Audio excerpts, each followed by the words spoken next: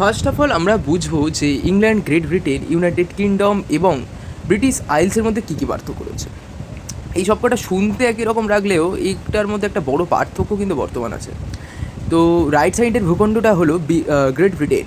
ওকে, তো গ্রেট ব্রিটেনটা কোন কোন দেশ নিয়ে গঠিত সেটা আমরা ফার্স্ট অফ অল জানবো। ঠিক আছে, এটা হলো গ্রেট ব্রিটেন, যেটা গঠিত হচ্ছে ইংল্যান্ড, যার ক্যাপিটাল হলো লন্ডন। ওকে, গ্রেট ব্রিটেনের ক্যাপিটাল লন্ডন। এর ওয়েস্ট সাইডে হচ্ছে আছে ওয়েলস, এই যে এটা হলো ওয়েলস,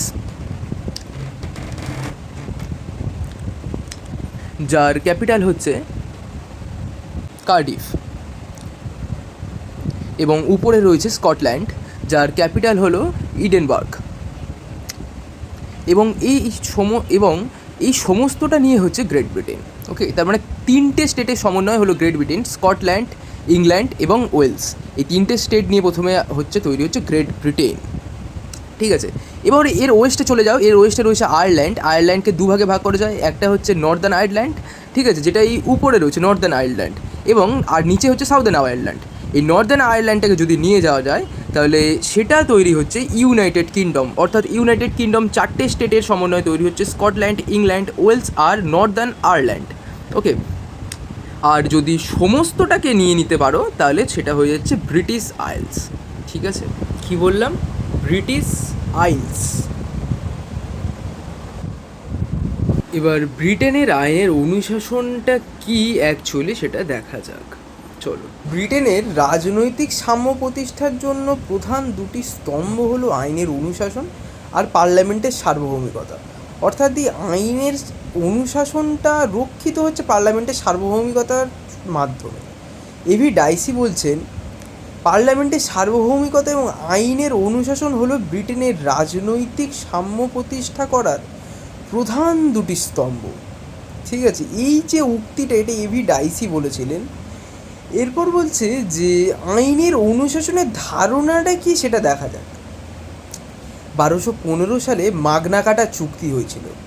ঠিক আছে, তো মাগনা কাটা চুক্তি হয়েছিল রাজা আর জমির মালিকদের মধ্যে, রাজা আর জমির মালিক। এখানে বলা হচ্ছে 1215 সালে জমির মালিকরা তাদের নিজেদের স্বাধীনতা রক্ষার জন্য রাজাকে বাধ্য করেছিল মাগনা কাটা চুক্তিতে স্বাক্ষর করতে। তবে সমস্যা তখন হলো যখন রাজা চুক্তিটা লঙ্ঘন করলো।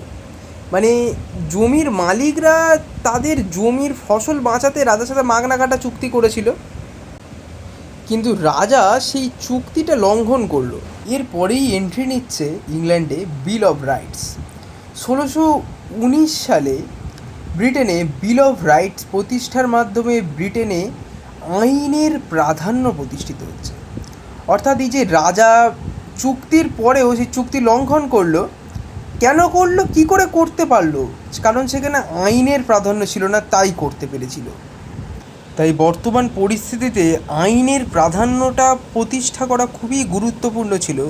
তাই আইনের প্রাধান্য প্রতিষ্ঠা করার জন্য তৈরি হলো বিল অফ রাইটস, যেখানে বলা হয়েছিল যে পার্লামেন্টের সম্মতি ছাড়া কোনো বিলকে স্থগিত রাখা বা বাতিল করা যাবে না। অর্থাৎ আইনের প্রাধান্য প্রতিষ্ঠিত হলো এই বিল অফ রাইটসের মাধ্যমে। তাহলে এবার মেন টপিকে আসা যাক। ডাইসির আইনের অনুশাসনের প্রধান তিনটি সূত্রগুলো এবার আমরা দেখে নেব। প্রথম সূত্র, আইনের প্রাধান্য প্রতিষ্ঠা করার কথা বলেছে ডাইসি। বলছে যে নাগরিককে অবশ্যই রাষ্ট্র শাস্তি দিতে পারবে। হ্যাঁ, অবশ্যই নাগরিককে রাষ্ট্র শাস্তি দিতে পারবে যদি নাগরিক আইন ভঙ্গ করে, এবং সে যে আইন ভঙ্গ করেছে সেটি সাধারণ বিচারালয়ে যদি প্রমাণিত হয় তবেই রাষ্ট্র নাগরিককে শাস্তি দিতে পারবে।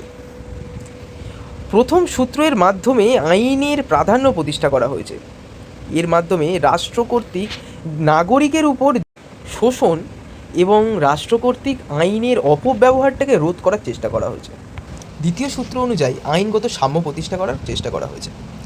বলছে যে আইনের চোখে সবাই সমান, সে সরকারি উচ্চপদস্থ কর্মচারী হোক কিংবা একজন সাধারণ মানুষ, আইনের চোখে সবসময় সমানভাবে বিবেচিত হওয়া উচিত। আইন ভঙ্গকারীকে সবসময় শাস্তি প্রদান করা উচিত, সে সরকারি চাকরি করলেও বা সরকারি চাকরিজীবী হলেও সেও শাস্তিযোগ্য এবং সাধারণ মানুষও। তবে ডাইসি বলছে যে ফ্রান্সে এইরূপ শাসন ব্যবস্থার বিপরীতধর্মী শাসন ব্যবস্থা প্রচলিত ছিল, সেখানে প্রশাসনিক শাসন ব্যবস্থা প্রচলিত ছিল। ফ্রান্সে সরকারি কর্মচারীরা কর্মরত থাকার সময় আইনের ইখতিয়ারে বাইরে থাকতেন। এরপর তৃতীয় সূত্র অনুযায়ী ডাইসি বলছেন যে অন্য দেশে নাগরিক অধিকারগুলি সংবিধানের অংশ হিসেবে থাকে, কিন্তু ব্রিটেনে কোনো লিখিত সংবিধানই নেই। তাহলে ব্রিটেনে এগুলি বিচার পদ্ধতির মাধ্যমে রক্ষিত হচ্ছে।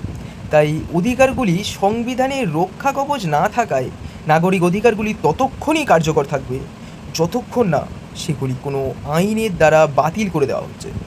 অর্থাৎ বাক স্বাধীনতা যদি কুৎসা প্রচারে ব্যবহৃত হয় তাহলে স্বাভাবিকভাবেই বিচার বিভাগ সেটি বাতিল করে দিতে পারে। অর্থাৎ ডাইসি বলছে যে বাক স্বাধীনতা এর যেন অপব্যবহার না হয়। কোনো জিনিসেরই অপব্যবহার যখনই শুরু হয় তখন সেটি বাতিল করতে হবে রাষ্ট্রকে, তাহলে রাষ্ট্র চলবে কী করে। তাই বলছে যে যখনই বাক স্বাধীনতাটি কুৎসা প্রচারে ব্যবহার হবে তখন রাষ্ট্র সেই স্বাধীনতাকে বাতিল করে দিতে পারে। তো এইটুকুই ছিল আইনের অনুশাসনের টোটাল কনসেপ্টটা। তোমরা যদি বুঝে থাকো তো প্লিজ একটা লাইক করে দিও ভিডিওতে।